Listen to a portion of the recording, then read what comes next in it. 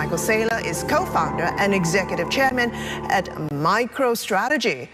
Michael, good to have you with us. You're bullish on Bitcoin. Are we looking at a Bitcoin-centric future? I think so. I think you've got 4 presidential candidates endorsing Bitcoin. That's unprecedented in the history of the United States.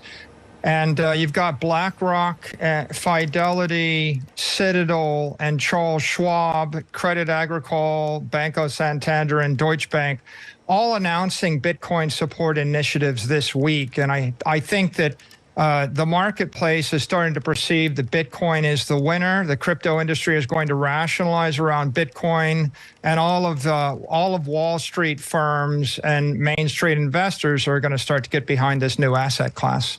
A lot of people say, of course, regulation is going to be key. In terms of clarity, what can you tell us is happening in this space, and how much higher could Bitcoin go to? Well, I've read thousands and thousands of pages of legal pronouncements related to the crypto industry. And the one thing that is very clear is that Bitcoin is the universally acknowledged digital commodity. And so if you're going to actually see the entire crypto market go to the next level and build around a global asset, then Bitcoin is that asset. All of the mainstream investors, the institutional investors, they want regulatory clarity, and that clarity is which of these assets is a commodity as opposed to security, and Bitcoin clearly is that commodity.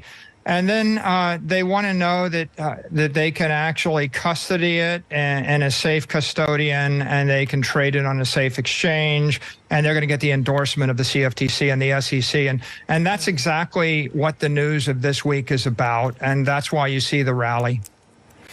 Yeah, talking about a rally, we've got BTC at about just over 30,000 a coin right now, Michael. And next 12 months ahead, you think are going to be pretty bullish for BTC. Could benefit from a number of tailwinds.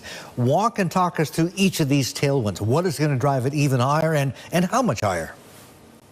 Sure. Well, the last 12 months were difficult, but 2 things that happened. We saw a meltdown of all of the the Bitcoin short sellers. They all went bankrupt or they went out of business. So anybody that allowed you to short sell Bitcoin is out of the market going forward 12 months. The wildcat crypto exchanges are coming into line, and that means it's one more or one less way to manipulate the price of Bitcoin down.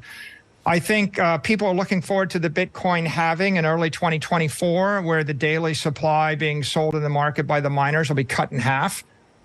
I think the regulatory clarity and the designation of Bitcoin as a global digital commodity and the acceptance of that throughout Europe and Asia and the United States, that's a big tailwind. FASB has been working on normalizing accounting and adopting fair value accounting for digital assets, and we expect that toward the end of this year.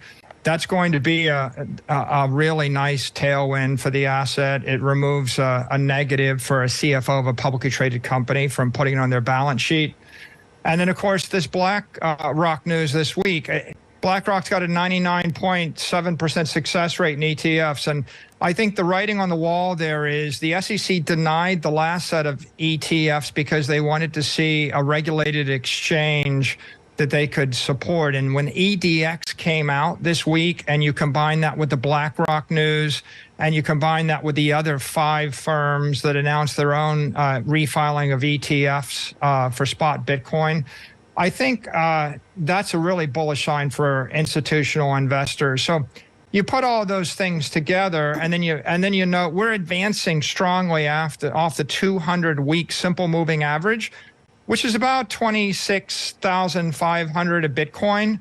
You can see that I think the worst is behind us. There's a strong base in, and there's a lot of positive milestones we can look forward to in the coming 12 months.